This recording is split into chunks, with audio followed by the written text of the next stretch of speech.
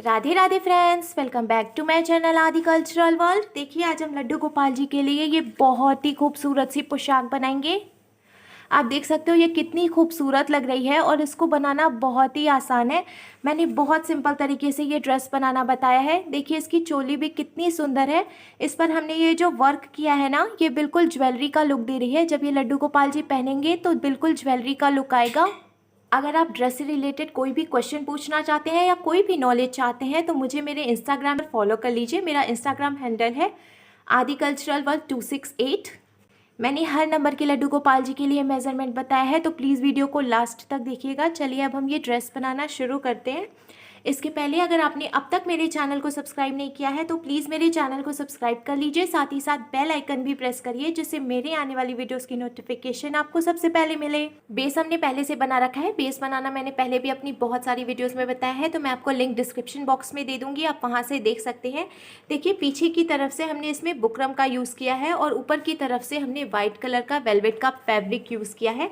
इस पर हमने कमर से यहाँ तक सीधे एक कट भी लगा लिया है। ये ड्रेस हम 4 नंबर के लड्डू गोपाल जी के लिए बना रहे हैं, तो इसका यहाँ से यहाँ तक का और यहाँ से यहाँ तक का जो डायमीटर है वो हमने 10 इंच रखा है। डायमीटर का मतलब होता है यहाँ से यहाँ तक, और यहाँ से यहाँ तक की जो लंबाई होती है उसे हम डायमीटर बोलते हैं।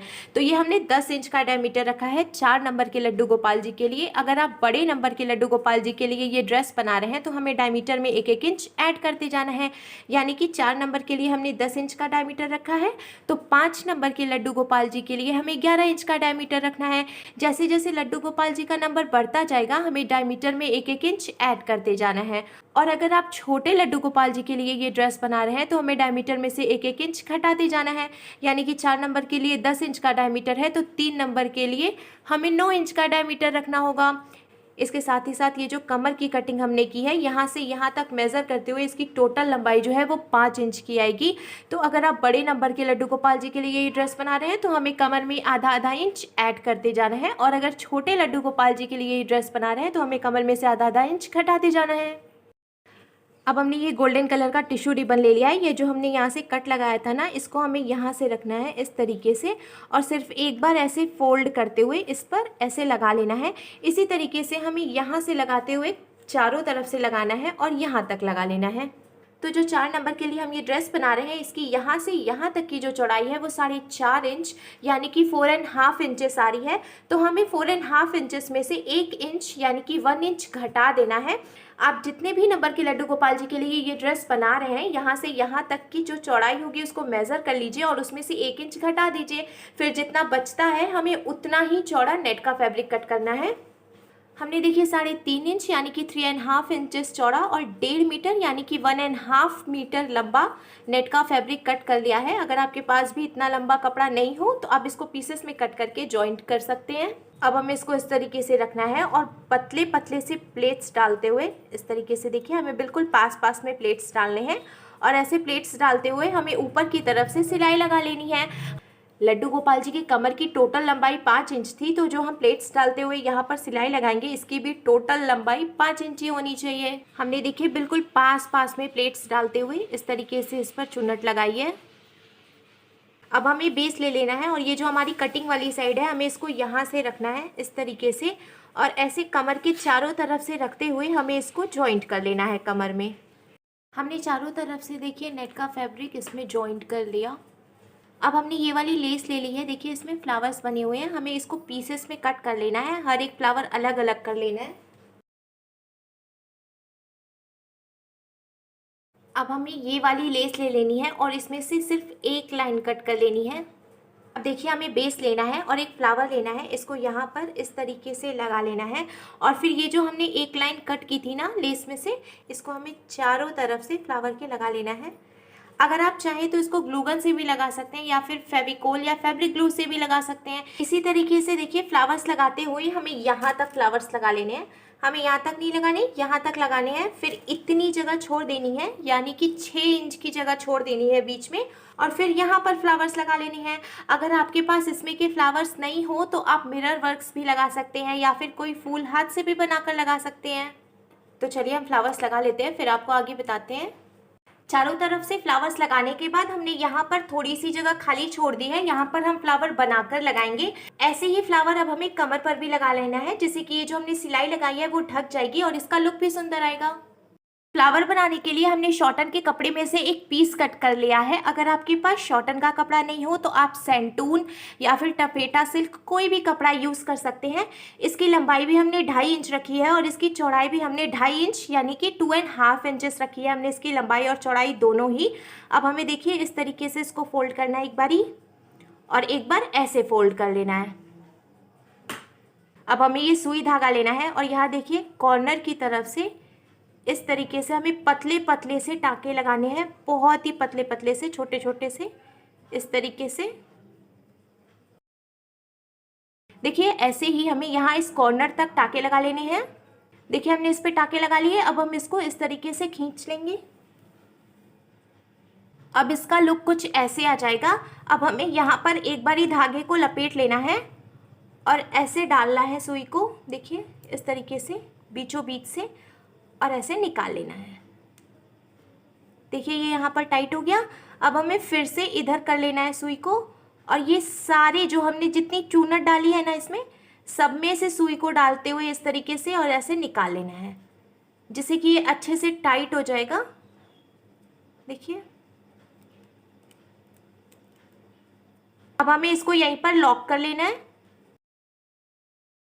अब ये जो एक्स्ट्रा कपड़ा है इसको हमें कट कर लेना है। देखिए अब इसका शेप कुछ ऐसे आ जाएगा। इसी तरीके से हमें 10 पेटल्स बनाने हैं। तो एक पेटल हमने बना लिया है, 9 पेटल्स हम और बना लेंगे। हमने टोटल 10 पेटल्स बना लिए हैं। देखिए हमने एक पेटल लिया, दूसरे पेटल को हम इसके पास रखेंगे इस तरीके से और इन दोनों को जॉइंट कर लेंगे। अब हमें तीसरा पेटल लेना है और यहीं पे रखना है इस तरीके से और इसको भी जॉइंट कर लेना है। हमने देखिए 3 पेटल्स जॉइंट कर लिए। अब चौथे पेटल को हमें यहाँ से रखना है, इसको भी जॉइंट कर लेना है।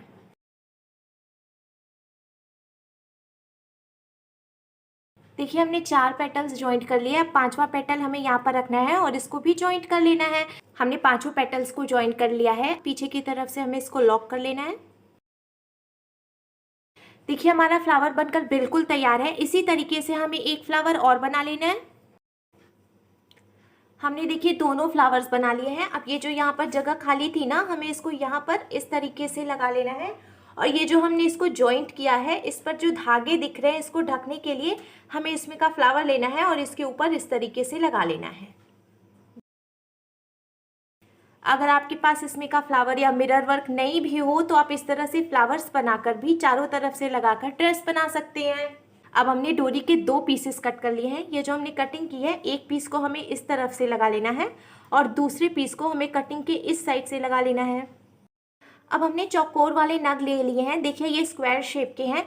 यहाँ पर ये जो जगह खाली है ना, हमें थोड़ी थोड़ी दूर पर एक एक नग लगा लेना है। चोली बनाने के लिए देखिए हमने सबसे पहले बुकरम का एक पीस कट कर लिया और फिर फैब्रिक ग्लू की हेल्प से येलो कलर का वेलवेट का कपड़ा बुकरम के ऊपर चिपका लिया है। इसकी जो लंबाई है वो हमने 3 इंच रखी है यानी 3 इंचेस और इसकी जो चौड़ाई है वो हमने 2.5 इंच रखी है यानी कि 2.5 इंचेस। अब देखिए हमें इसको इस तरीके से एक बारी फोल्ड कर लेना है। अब यहाँ ऊपर की तरफ से हमें 1/2 इंचेस पर मार्किंग कर लेनी है और शोल्डर की तरफ से हमें 1 इंचेस पर मार्किंग करनी है। देखिए ऊपर से हमने 1/2 इंचेस यानी आधा इंच पर मार्किंग की है और इधर की तरफ से 1 इंच यानी 1 इंच पर मार्किंग की है। अब हमें ऐसे तिरछे में शेप बना लेना है इस पे। देखिए इस तरीके से। अब हम इसको इसी शेप में कट करेंगे। हमें इसको यहाँ इन दोनों तरफ से और इन दोनों तरफ से फोल्ड करते हुए सिलाई लगानी है। हमने वेलवेट का कपड़ा यूज़ किया है तो देखिए ये निकलता नहीं है, तो इसे हम सिर्फ एक बार ऐसे फोल्ड करके इस पर सिलाई लगा लेंगे इस तरीके से। देखिए ऐसे हमें यहाँ से यहाँ तक और यहाँ से यहाँ तक सिलाई लगानी है। हमें नीचे की तरफ सिलाई नहीं लगानी है और ऊपर की तरफ भी सिलाई नहीं लगानी है। अगर आप वेलवेट की जगह कोई और कपड़ा यूज़ कर रहे हैं तो हमें इसको डबल फोल्ड कर देना है इस तरीके से, जिससे कि कपड़ा निकलेगा नहीं और चोली ख़राब नहीं होगी। हमने डोरी के फिर से 2 पीसेस कट किए हैं। देखिए 6-6 इंच के हैं ये। हमें इसको यहाँ पर रखना है ऊपर की तरफ से बिल्कुल बीचों बीच में, और एक बार ऐसे फोल्ड करते हुए इस पर सिलाई लगा लेनी है। इसी तरीके से दूसरे डोरी के पीस को हमें यहाँ नीचे की तरफ से रखना है बराबर करते हुए, और एक बार ऐसे फोल्ड करते हुए सिलाई लगाकर दोनों डोरी जॉइंट कर लेनी है। हमें फिर से इस वाली लेस में से एक लाइन कट कर लेनी है। अगर आपके पास इसमें की लेस नहीं हो तो आप नग भी लगा सकते हैं। हमने देखिए एक लाइन कट कर लिया। अब हमें यहाँ पर गले पे एक छोटा शेप बनाना है गोलाई देते हुए, और एक बड़ा माला की तरह हमें इसको लगाना है। एक छोटी माला की तरह लगाना है और एक बड़ी माला की तरह लगाना है। देखिए हमने इसको इस तरीके से लगा लिया है। अब हमने फिर से ये चौकोर वाला नग ले लिया है। ये जो हमने छोटी वाली माला बनाई है ना, यहाँ पर नीचे की तरफ से हमें ये वाला नग लगा लेना है। हमने देखिए नग भी लगा लिया। अब हमारी चोली का लुक कुछ ऐसे आ जाएगा। ये जो हमने यहाँ पर लेस लगाई है इससे बिल्कुल ज्वेलरी का लुक आ रहा है। तो देखिए फ्रेंड्स, हमारे लड्डू गोपाल जी के लिए बहुत ही खूबसूरत सी ड्रेस बनकर बिल्कुल तैयार है, और इसको बनाना भी बहुत आसान है। तो अगर आपको मेरी बनाई हुई ये ड्रेस अच्छी लगी हो तो प्लीज़ इसे लाइक करें, शेयर करें और मेरे चैनल को सब्सक्राइब करें। साथ ही साथ बेल आइकन भी प्रेस करें, जिससे मेरे आने वाली वीडियोज़ की नोटिफिकेशन आपको सबसे पहले मिले। Thank you.